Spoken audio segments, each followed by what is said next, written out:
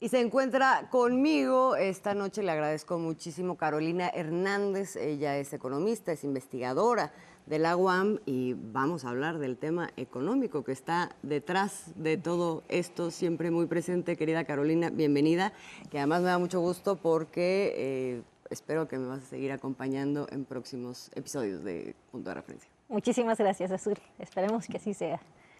Pues, ¿cómo ves todo el escenario? Hay muchas cosas que están sucediendo en simultáneo.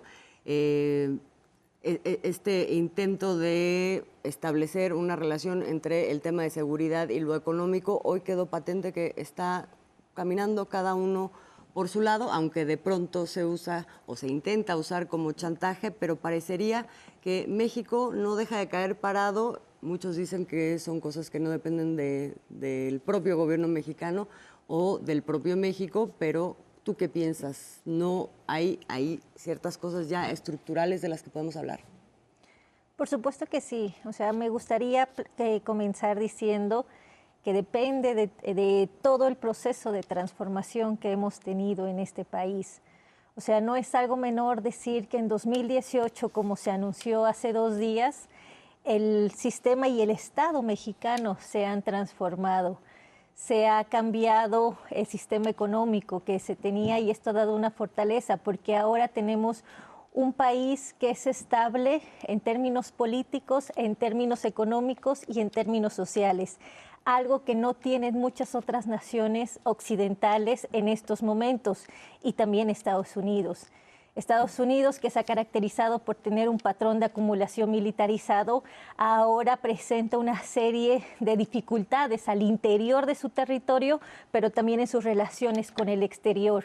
Entonces, nosotros que empezamos un proyecto de planificación económica con miras a generar un desarrollo compartido, nos encontramos con una situación muy particular y es que podemos emprender el famoso segundo milagro mexicano, pero ya con condiciones distintas.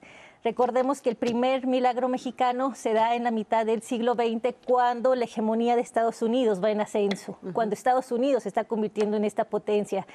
Y ahora podemos emprender nuestro segundo milagro mexicano en la fase de decadencia de Estados Unidos y esto puede ampliarnos nuestros márgenes de autonomía y de soberanía como se ha establecido como parte del proyecto económico encabezado por la presidenta ahora e impulsado por Andrés Manuel en el sexenio pasado. De soberanía y también de negociación, me imagino, porque hay otro tipo de factores que también dentro de este escenario de descenso de Estados Unidos, pues también enfrenta la propia potencia, como lo que estábamos viendo, este bloque en Asia, que no es poca cosa. Por supuesto que sí.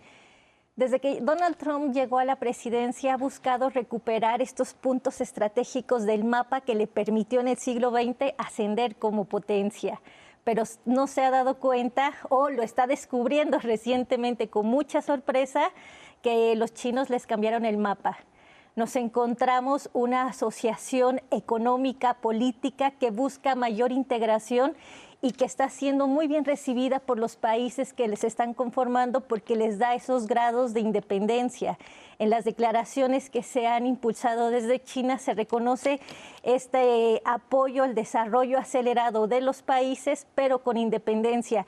Y esto es algo que a México le hace mucho eco porque comparte con China esta condición ancestral y milenaria de tener proyectos económicos muy diferenciados.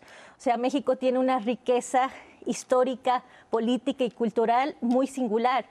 No se me viene a la cabeza otro país que en los últimos 200 años haya hecho 3 revoluciones sociales. Esa es una particularidad de México que le da un posicionamiento muy sólido ante estas negociaciones. Pensemos en los países que más conocemos en los libros de historia y a lo más han hecho 1 o 2 revoluciones y han estado muy limitadas. México ha hecho 3 transformaciones importantísimas que ha sabido mantener, ¿no? Entonces ahora nosotros nos encontramos con una multipolaridad que prácticamente parece que llegó para quedarse. Y esto también le da márgenes de maniobra a México para poder enfrentar el reto económico principal, que es la relocalización o la reconfiguración, mejor dicho, de la producción que se genera, pero hacia el exterior, sin descuidar el mercado interno, que es algo que se ha priorizado en estos últimos 2 sexenios. Sin duda, esa es, digamos, una de las partes fundamentales de la fortaleza que hoy estamos viendo. Me queda ya muy poquito tiempo para hacerte una nueva pregunta que tiene que ver con si finalmente hay una situación en donde ahorita muchos dicen, y bueno, ¿y por qué no México empieza a diversificar y empieza a generar otras relaciones comerciales más importantes, por ejemplo, con China? Ahorita que regresemos del corte, Carolina, quiero que me expliques por qué eso no es del todo posible y si tenemos condiciones, digamos, para establecer una buena relación en términos de negociaciones favorables para México, no así para deslindarnos de Estados Unidos. Que eso, sí. una cosa es diferente de la otra. Vamos a hacer una pausa muy rápida. Volvemos con Carolina Hernández.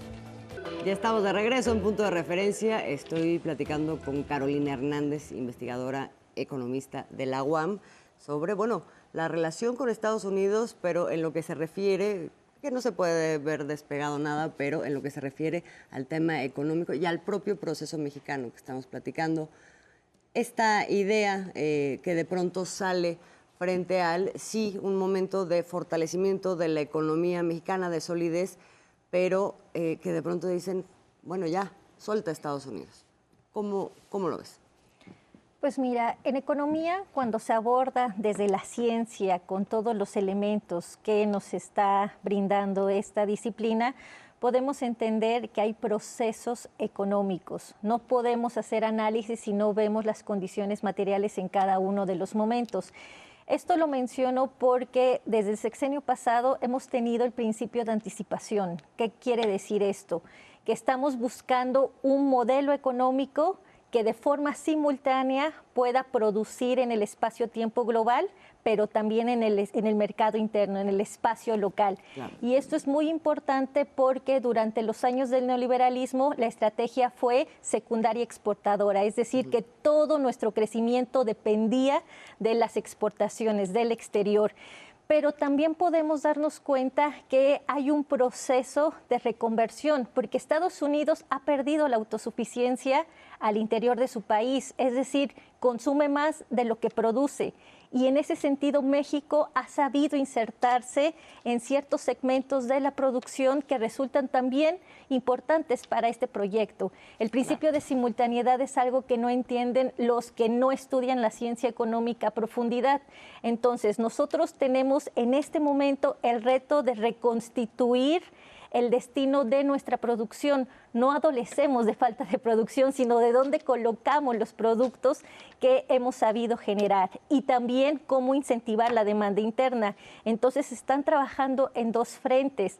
Por supuesto que el principio de soberanía y de autonomía es una meta a la que estamos nosotros dirigiéndonos y acelerándonos a partir del informe que nos está entregando la presidenta.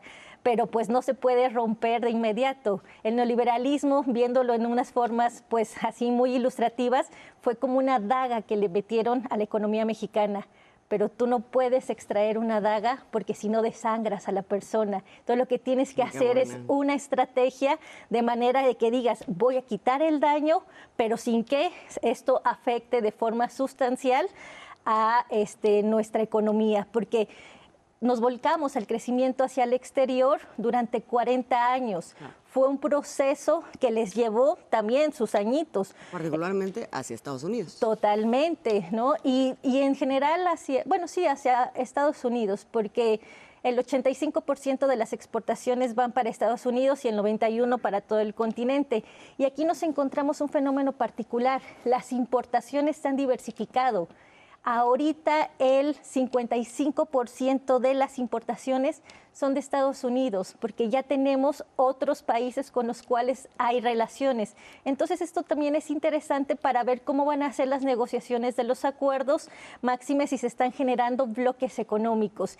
Y el bloque económico natural que tendría México sería con Estados Unidos y con Canadá por los precedentes, pero aquí importa mucho el tipo de negociación que se van desarrollando y a decir de las últimas noticias, Estados Unidos se está dando cuenta que no puede hacer su proceso de reindustrialización solo.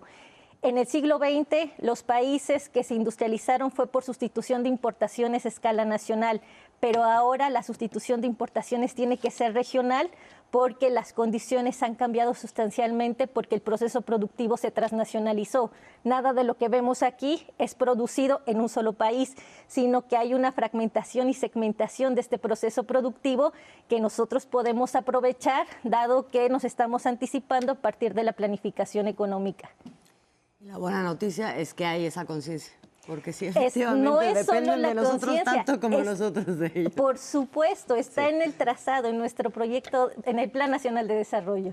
Querida Carolina, me dio muchísimo gusto tenerte aquí por primera vez y aquí nos estará visitando Carolina Hernández justamente para analizar todos estos temas económicos que son de fundamental trascendencia para el país y para el mundo también. Gracias, Carolina. Muchas gracias.